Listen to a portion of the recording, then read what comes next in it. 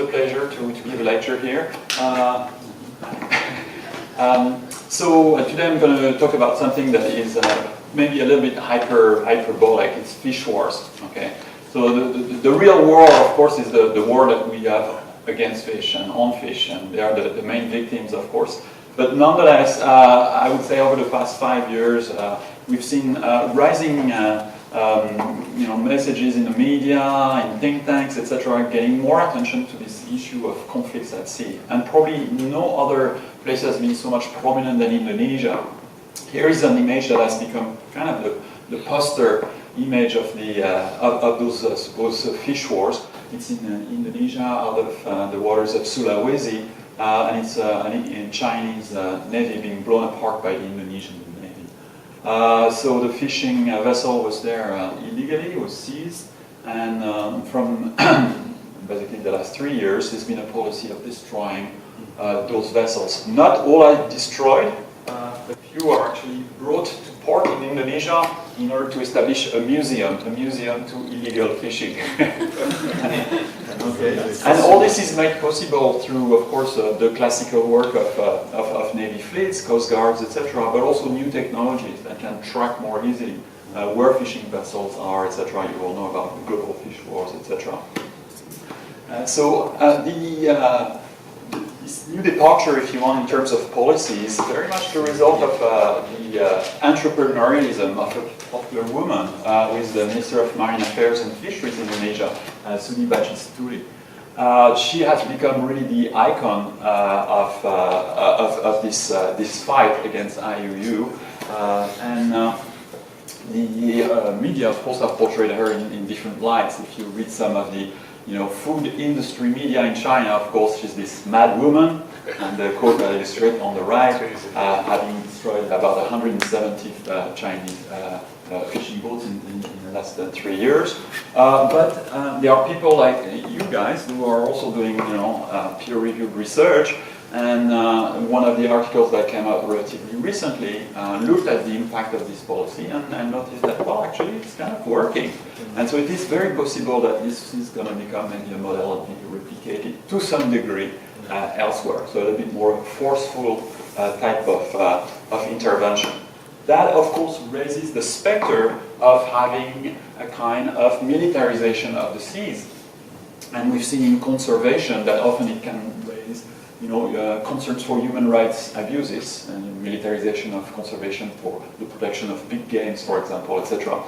So here I just put some example with Captain Jacob Puto at the US Naval Institute, talking of the global fish wars coming, an op-ed by a former Supreme Commander and a very prominent, how could I describe Jonah? Leader of a major think tank, Vulcan, that was sadly, funded by Allen, who just recently died. So what they're thinking about is the policing of the seas and a much stringent type and strong type of mandate to actually intervene against those types of practices. But there are many types of practices at work, and what I wanted to do with you a little bit today is to run a little bit through the types of fishery conflicts that we can see out there that have been identified, and run you through a number of case studies. Talk a little bit about maritime disputes. I think most of you are aware of the types of maritime sovereignties that are at play since the law of the sea of 1982. And talk of the historical trends, and here I'll draw a little bit on the work of a colleague, Jessica Speichers, who has been putting together the first comprehensive database of international fisheries conflict, which is about 500 of them. Then we'll talk briefly about hot topics on fish wars, too, in particular the Chinese fishing fleets and local reactions, and then climate change and conflicts over migrating stocks. Okay, so what types of conflicts do we see? Essentially, you can look at three things. It's who controls the fishery, how is it controlled, and then who uses the fishery or associated areas, and what type of things that you see out there. So generally there are the fisheries jurisdictions, so those are the maritime domain of the different countries, etc.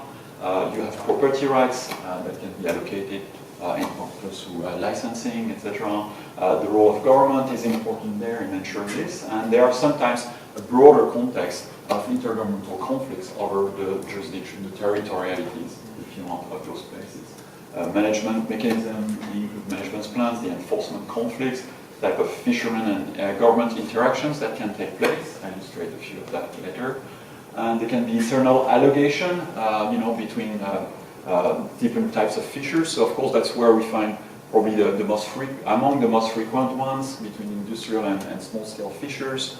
The user group conflicts can also take place. Fishermen and processors, often over the distribution of the revenues, etc. And then you've got external allocation outside of the fishery between domestic and foreign, between fishermen and aquaculture, something that we see, for example, with regard to salmon here to some degree, and competing ocean uses between conservation, use, etc.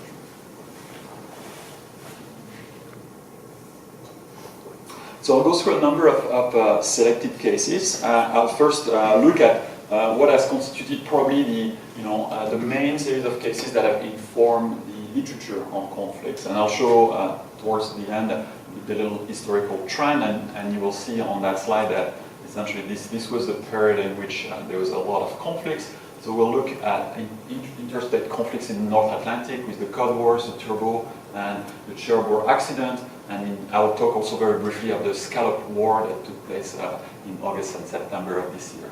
And I'll have maybe a little video if you can have it. I'll then talk about indigenous struggles in the Pacific Northwest with the Puget Sound Fish War. I'll look at piracy and imported fisheries, and then I'll talk very briefly about conservation activism in the Southern Ocean. Okay, so the Cod Wars really came to inform, debates about maritime jurisdictions, and in many ways it is in part because of those types of conflicts that the legislation changed over time. So here you can discuss maybe with your neighbor for 2 minutes. What does this represent a little bit for you?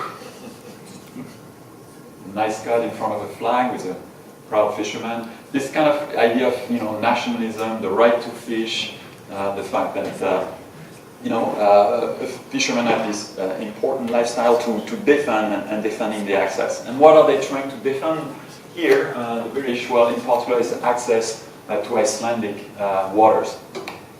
As you know, in the past, pretty much anybody could come close to your shore as long as you didn't have a navy to protect it. It was difficult to enforce. So, essentially, over a certain period of time, these things evolved. So it started with the 12 miles shore limits, but many British navies were coming very close. And so here I provide a little bit of a summary of the evolution of those claims, and so it's interesting to probably look at it a little bit more in details. So in 1893, the Danish were kind of claiming a 50 nautical mile zone. I should probably say before that, of course, that that Iceland has a particular relation with Denmark historically. So 93 kilometers, exclusive fishing limit. The British were against it, and so instead they come to an agreement that was much, much narrower with only a 3 nautical mile limit. They were failed negotiation in the 1950s, and then the Cod War started. So essentially there was a hardening of attitudes towards British fishing vessels, prohibition of landing in particular, etc. And so overall, we see that things became more complicated, and as a result, the British government kind of gave in, came to recognize a 12 nautical mile limit over some times. Okay. Then there was a second Cod War in the early 70s that started when Icelanders wanted to come back to this idea of 50 nautical miles. And again, it was made quite difficult, but over time the UK came to recognize it. And then there was a third episode where it felt then to reach what is now a little bit the norm of 200 nautical miles. Again, it led to a lot of incidents, including net cutting, ramming, etc. And at that point, Iceland resorted to its Joker card, and its Joker card was essentially to escalate the conflict to the point of saying, well, you know, the US, the UK, you're all happy to have us on NATO and on your side, essentially in the Cold War. And if you play that game badly, you know, we're going to withdraw from NATO. And so it would have meant losing a Navy base, it would have meant losing radar stations, etc. So suddenly things moved up relatively quickly, and the UK recognized a 200 nautical miles zone. So as you can see, you know, fisheries conflict may be purely economical to some degree, but very quickly, when the conflicts boil, you know, major political dimensions can enter, and nationalism can be at work. And that's what we've done. So very often the Cold War provides this kind of you know, basic template for how do those conflicts unfold and what happened. So it falls into what we generally call the costly asymmetric bargaining failure between a country like you know, Iceland, that is relatively small, weak, underfunded, etc. Compared to the UK, one would assume that the UK would have the upper end. But as you saw, each time there was a conflict, the UK kind of gave in, okay, and for different reasons. On Icelandic side, it was a question of nationalism. There was party competition over the issue, but not so much, you know, one for the other one against. Every party was trying to outcompete the other parties in trying to push that forward. They had strong economic interest, and there was a general trend towards moving towards larger exclusive economic zone in the case. The UK faced pressure from its fishing industry to maintain access to Icelandic waters, but they also had to face the long-term strategic interest of NATO addition of islands. Okay, and there's of course a rich history around the role of individual diplomats and seamen, etc. Most of you know the International Convention, or the UN Convention on the Law of the Sea, 1984. Before that, it was essentially might is right and freedom of the sea as the two basic principles. Might made right, especially that's seen in some ways as the long history of piracy, privateering, etc. Very often the practice of territorial waters was associated with national rights for 3 nautical miles, which was more or less where how far cannonballs could hit a target. A very practical type of definition, and more of a de facto rule in a way. In 1945, the US is kind of the first mover in declaring sovereign control over its continental shelf, and of course set the upper limit for what now is in place for most countries. In the 40s, late 40s, Peru, Chile, and Ecuador pursued that. Of course, they've got rich fisheries to defend, and they're a little bit offshore, so they wanted to control the outbound current and followed suit. And later on, you had a series of international conferences that came to establish a kind of consensus over those different limits, which include essentially territorial waters, 12 nautical miles, with an extra hot pursuit area, okay, an exclusive zone of 200 nautical miles that is extendable according to the US principle all the way to the extent of the continental shelf, but with a limit of 350 nautical miles. And in '95, there was a little bit of an agreement over the straddling fish stock. So what does it look like? You probably know these figures already. So territorial sea on the left, the exclusive economic zone, and then the high seas and the possibility to extend the nautical, the EEZ through the continental shelf. Hence, a lot of work being done, to map the continental shelf. Probably the most well-known example are Russian attempts to demonstrate that the North Pole is part of the Russian continental shelf, and planting the flag there. So what we have is a political geography of the world that resembles this. Of course, it largely advantages coastal countries with coast, but also countries with islands, and very often disputes become focused on islands in particular. Okay. So let me run through a number of case studies besides the Cold War. And here I'll illustrate that with the case of the Halibut War, which was crucial in kind of Canadian assertions of sovereignty on the Grand Banks. The main conflict was between Canada and Spain.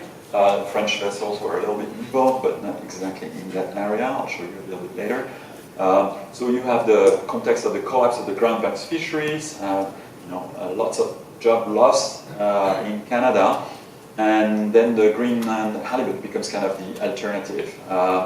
The Canadian trawlers are restricted.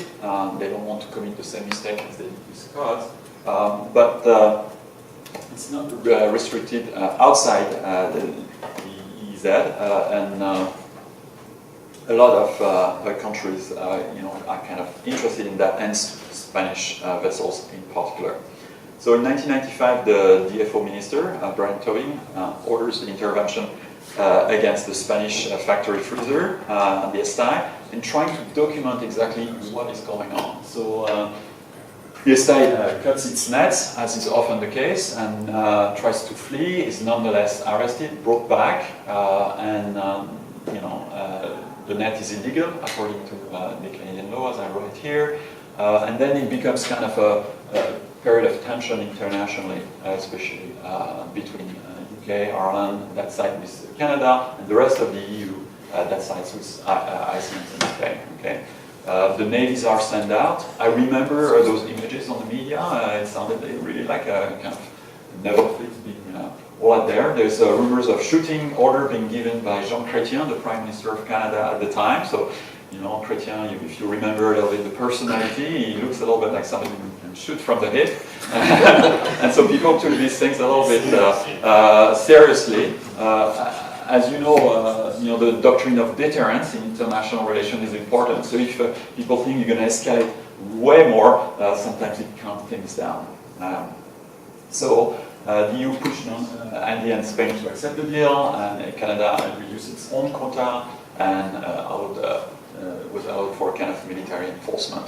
You can see the image here on the right, a very good media stunt on the part of the fisheries minister.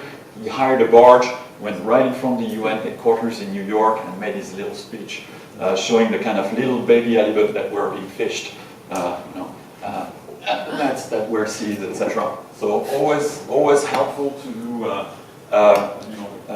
good media campaign on this, as the Indonesian minister also provided this.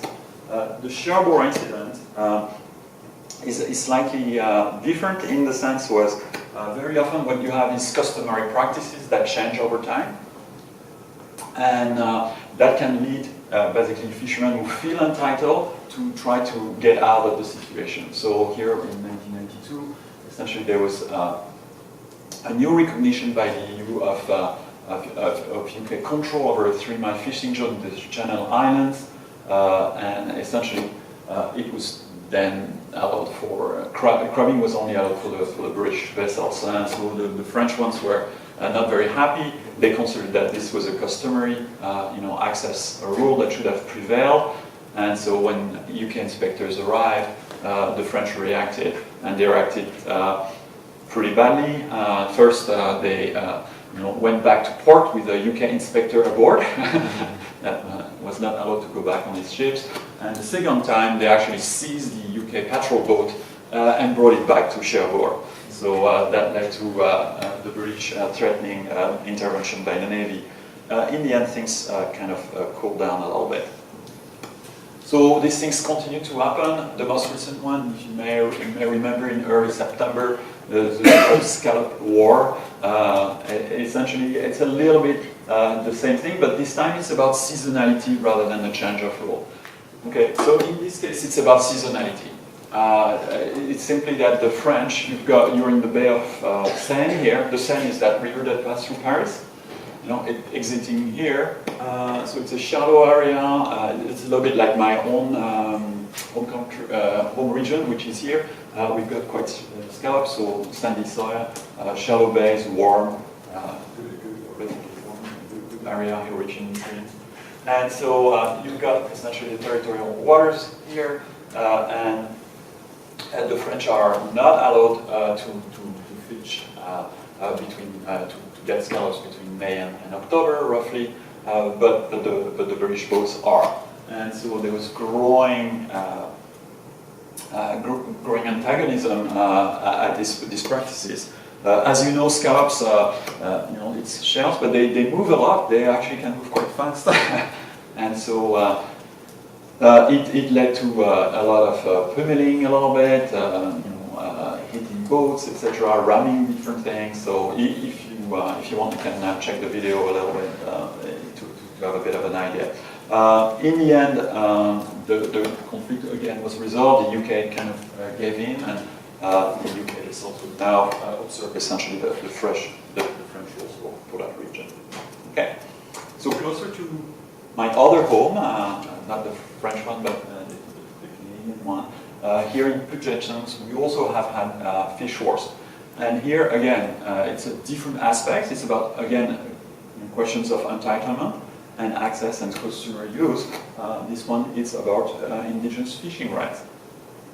So there's essentially a struggle between American fishing rights, native populations who feel that they are entitled by treaty, as you know, that's very much the case in Canada, to fish in the area. But progressively, those rights become more and more constrained, and essentially it leads to a lot of court battles, dispute, legal enforcements, etc. And it will give way to the Northwest Indian Fisheries Commission in 1975 that will kind of address that. Here again, there's a lot of media attention that is brought. Marlon Brando, very famously cites in particular with it being, again, website if you're interested to look at it. Among the fisheries conflicts, Rashid alluded to it, there is, of course, the case of Somalia. So in this case, what is happening is, a country at war, there's no more government, so the licenses are essentially being issued by warlords or not internationally recognized, or people just come and serve themselves. The situation in Yemen, I'm not following it, but it's a little bit the contrary. It's Saudi Arabia is being very careful at impeding all access to Yemeni vessels. A little bit like we had in the case of Sri Lanka, because they are in part afraid of arms smuggling. But in that case, it was really kind of a plundering. And so the so-called Somali pirates were often considering themselves as coast guards, and initially that's a little bit like the role that they were giving themselves to. Progressively they moved into the business of hijackings to make money, but as I put for the quotes here, we don't consider ourselves pirates, we consider pirates those who illegally fish in our seas and waste in our seas and carry weapons in our seas. We're simply patrolling our seas, think of us like a coast guard.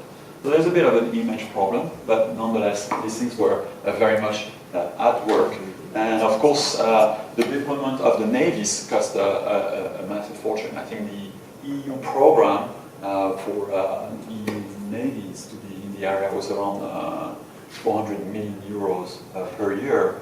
And these types of sums can do a great deal of good to Somalia in managing its fisheries anymore. So I think what comes out of this is really that when a country is at war, we should pay more attention to its fisheries, who is fishing there, and what can be done to protect local livelihoods and fish stocks.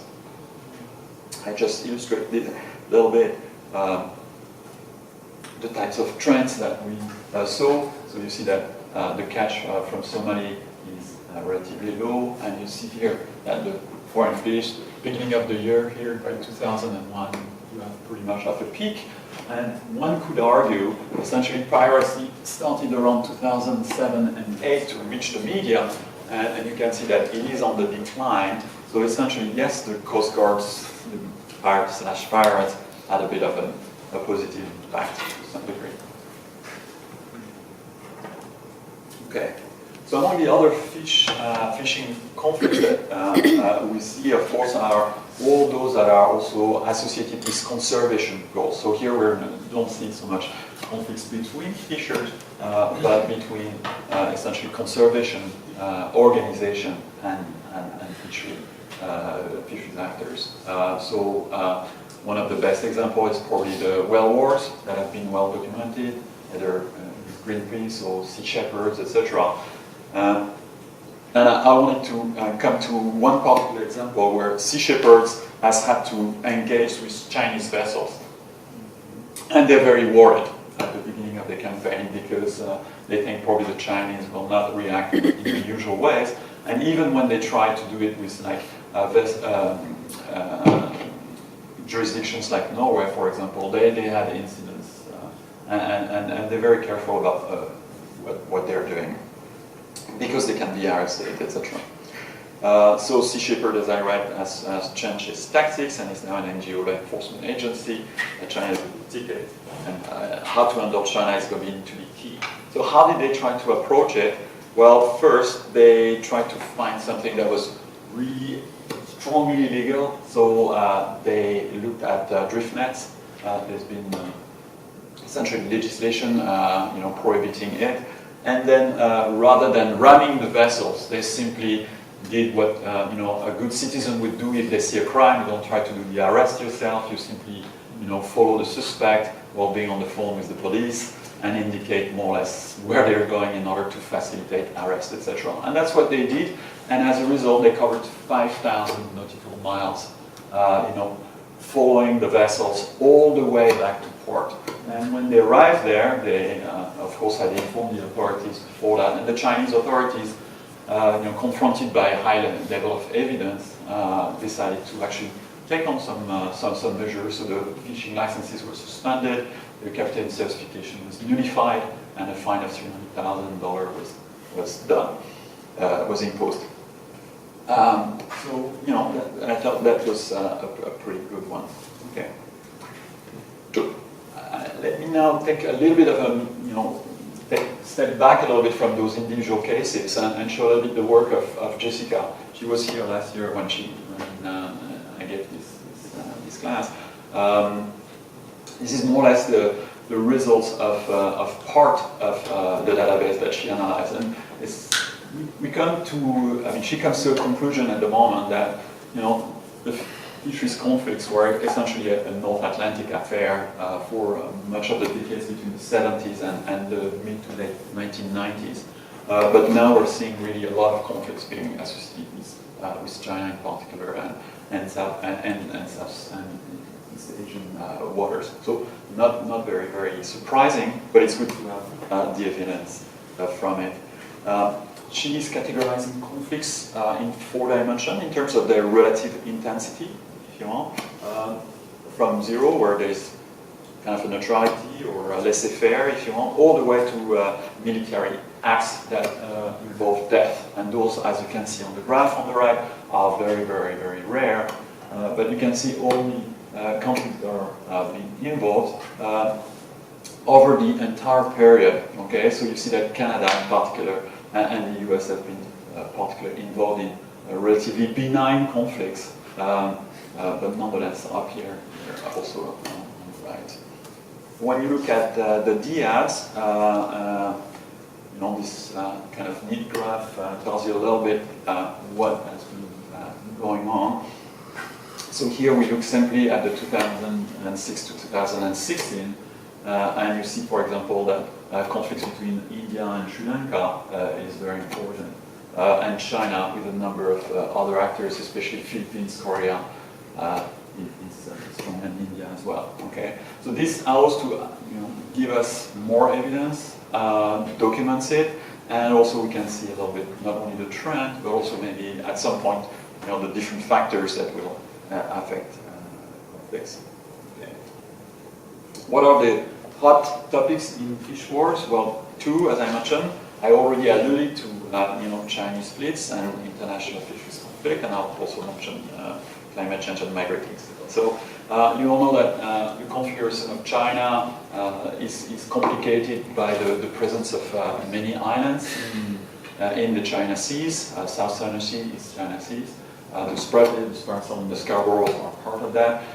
Everybody has in the region has more or less laid out claims. So in blue you see more or less the EEZ as they are recognized according to different jurisdictions. So you can see a little country like Brunei, for example, rich in oil already, claiming its own little zone. And in red, you've got a sense of the territorial waters that are being kind of claimed by China, de facto, overlapping and encompassing all of this.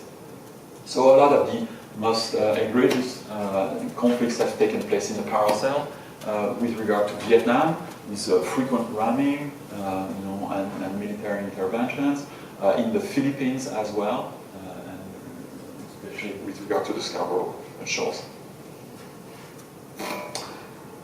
So the South China Seas are, rich in oil to some degree, but fishing is really mostly like what has been going on, obviously it's kind of something that is important. At the same time, however, the region is very important for trade, and so people are careful, not to see those relationships degrade. So far, the Chinese policy has mostly been to create a fait accompli, taking control of these islets, militarizing them. It's of concern, of course, for the people in the region, but also for a country like a government like the US administration, which has defense agreements with many of the countries in the region. So here you can see, landing pads being built, military infrastructure, missile launching stations. China's fleets have grown. It's been kind of well documented. Just to give you a little bit of an idea, basically decoupling of the number of vessels and more people being born. That also tells you a little bit the picture for distance speed. So that can go very far. And so what is the current strategy as it is interpreted internationally? Well, essentially it's fish, protect, context, and occupy. That's the current doctrine, FPCO, and it essentially has a win-win situation, but it's a win-win for China, okay? If there is a response by the rival, it's treated as a territorial aggression, and China can then exercise, it's what it sees as its perceived rights. So it sees the intervention and the responses by the rivals as aggressive and illegitimate, provides a pretext for Chinese paramilitary ship to go to the rescue of the fishing vessels that are being pushed back by local navies, and it gives generally justification for ongoing presence of Chinese ships that were previously not so present in the area. And so in effect, if you respond, you can anticipate that China is not going to back down. It's actually going to be more present in the area. And if you don't respond, well, then it's kind of a de facto recognition that yes, they're at home. They can take over, and you'll see sometimes deployment of troops taking place. Because of the increasing tension, there is a militarization of fishing vessels. And the establishment of essentially militias aboard, they've got good communication networks. They employ paramilitary. The fishermen go through paramilitary training, etc. And we see some major ports being developed. So, for example, in Hana, with up to 2,000 vessels in the future, intelligence gathering purposes, etc. So they are difficult. Not all is negative, however. When you look at cooperation, there is a pattern of cooperation in the region, especially for the East and Yellow China Seas with Japan. And just provide a slide here to illustrate the kind of joint agreements. So they have, for example, the provisional measure zones or the transition zones with reciprocal aspect, and joint fishery committees with joint inspection teams, etc. Type of agreements that generally people support. So joint stock assessments backed by policies that consider what can be done. The problem often is, are these fair agreements in terms of the relative territorialities, etc. So that was for Jessica's intervention on fisheries conflict. So Jessica started a PhD on a particular conflict on North Atlantic mackerel, and was interested to look at the link between climate change and fisheries conflict through that one. Okay, so you know that generally the literature on environmental security looks at climate change and conflict. Very few people now support the idea that climate change is a direct cause of conflict, but they often see it as kind of an amplifier of tensions, etc. And one of these amplification is through stock migration. Stock may respond to climate change by going to other places, and of course there it's the classic thing. People felt like they were entitled to this fish. Now they're not anymore because the fish has changed place and it comes under the jurisdiction of somebody else. Okay, and it can go in different directions, as I will illustrate. As Jessica illustrates, the mackerel has been kind of interesting in this regard. Okay, so. Here's a little slide that explains a little bit how it went. You've got a dispute between the EU, Norway, Iceland, and the Faroe Islands. Okay. So essentially, the mackerels, which used to come and spawn, especially around islands and Faroe Islands, have kind of moved around, and now they can be essentially fished much more easily as a result. And so what you have when you look at the stocks here, you look a little bit at the catch, and you can see, particularly on the right, like massive overfishing that starts to take place from 2007 onwards. And the fear by the Norwegian is to see essentially a kind of a collapse of the stock as a result. So people came to the sense and essentially brought that down. So when we try to summarize many of the cases, and what can we look at, especially in terms of conflict escalation? Generally, conflicts emerge when status quo is being challenged. As I explained, in different ways, something changes. The fish move, the jurisdiction moves, the seasonality are not being respected. Indigenous are now, in a settler society, which impose them new rules, etc. And faced by that, people tend to try to react. And generally, they start with refusing, enforcement, trying to push back, refusal of boarding by fisheries inspectors is often the case. Then there is often a use of threat of force between fishers or between fishers and authorities, the hijacking of inspection vessels, as I explained, low flying over by airplanes, dispatch of armed Navy fleets.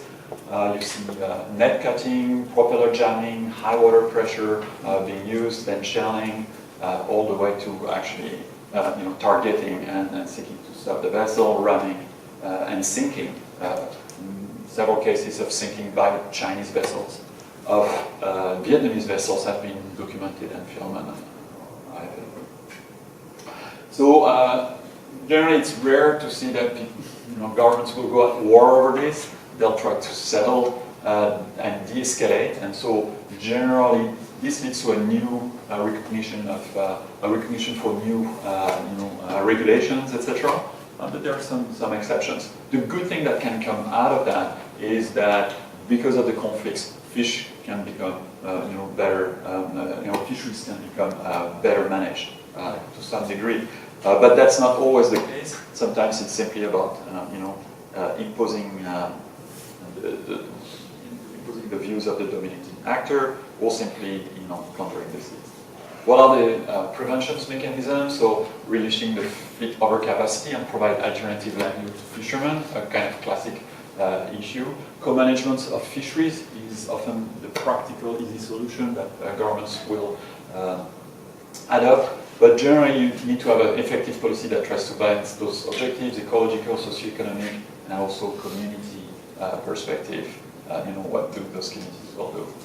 Very often it's important to try to clarify and enforce the international rules and have binding arbitration. And I think I'm done. Thank you so much.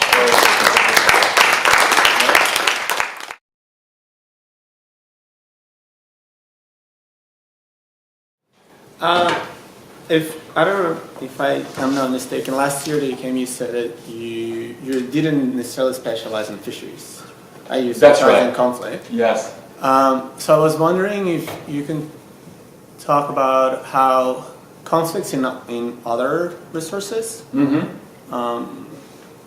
potentially, like how fisheries could learn lessons from conflicts in other resources, because many of the solutions that you provide and that we think, yes, in reality they are not really working. Or one solution, I'm working on a paper at the moment on consent and free, prior, and informed consent. FPIC, you probably have heard about it a little bit. No. It's basically a new norm. It's not very new. It dates back to the ILO 169, an international convention, especially on the rights of indigenous people, to say that we should not. There should not be like resource exploitation in indigenous areas without the consent of those indigenous people. And so obviously when regulations come to be changed, etc., I think consultation of local fishing communities would be great. So imagine a process whereby the Ministry of Marine Affairs and Fisheries would be allocating new licenses, but they would look at where those industrial fishing vessels are supposed to operate. They would go to the fishing communities and consult and say, are you okay with seeing those vessels operate there, etc. And if they're not okay, then the license would not be issued, and you would see less conflict. That would be, for example, one thing that we would learn from,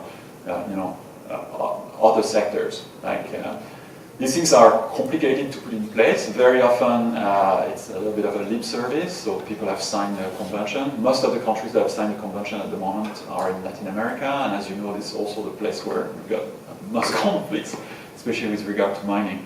So that's why we're writing this paper at the moment, looking at the devils in the detail of why these things don't work in practice. But that could be one thing. It's more consultation rights for fishing communities, with regard to what happened to those fisheries. Just one example. Other questions? So, yeah, 1, 2, yeah. Thank you for the talk. It was very interesting. I appreciate it very much. And just a question about maybe for a lot of wars, the parameters to evaluate the wars are the number of dead. So how many people dead? So I cannot tell you how many people died, but it's very rare.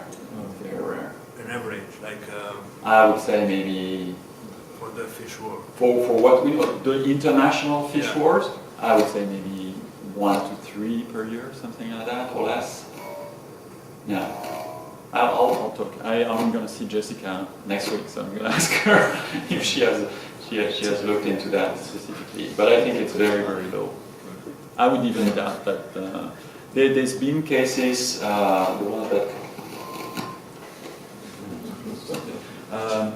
The one that come to mind are with the Koreas. It's complicated because there's a lot of tension between North and South Korea, and so shooting incidents have happened. There may have been a few people drowning out of the sinking of vessels that may not have been fully reported in Vietnam. Those are the kind of cases that I'm thinking about. Yeah. But I'll ask. Yeah. It's a good question. And the other question, Zach? we should.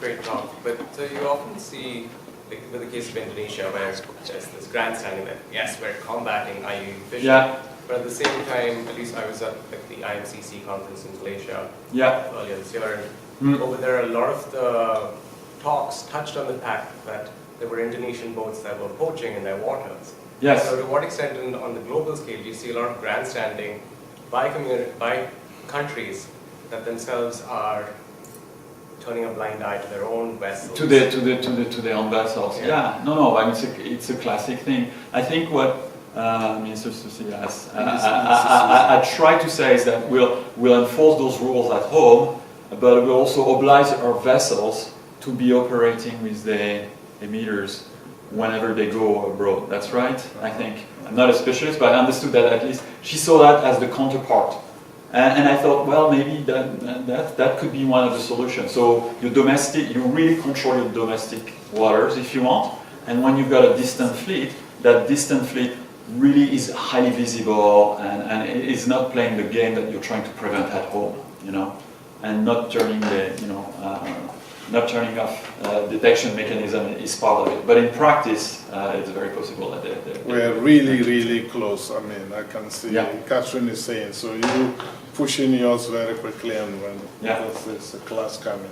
Okay. Sure. So it's a conversation opener as much as anything. But thinking like a geographer, if I look at the types of conflicts that you described, what I see is, you know, some of the conflicts are very much focus on the governance of the resource. That's right. The main issue, whereas other ones really are much more of a spatial conflict. Territorial and they conflicts, may or may not actually be about that resource at all. And I just, when reflecting on the types of kind of responses or governance solutions that you proposed at the end there, I just wonder the extent to which the vast majority of them are really about, the ones that are more easily solvable are about the resource, as opposed to about the bigger spatial component. That's right. So part of the database that Jessica has allows you a little bit to distinguish between that. So it allows to see where you've got territorial disputes and other where it's really a species management or a gear, and that allows to parse them out. But you're right in saying that very often territorial disputes can be, escalated purposefully by a government simply to antagonize a different country, to prop up nationalist sentiments before an election, or all these things have been at work, and we've seen that in particular between China and Japan. Yeah.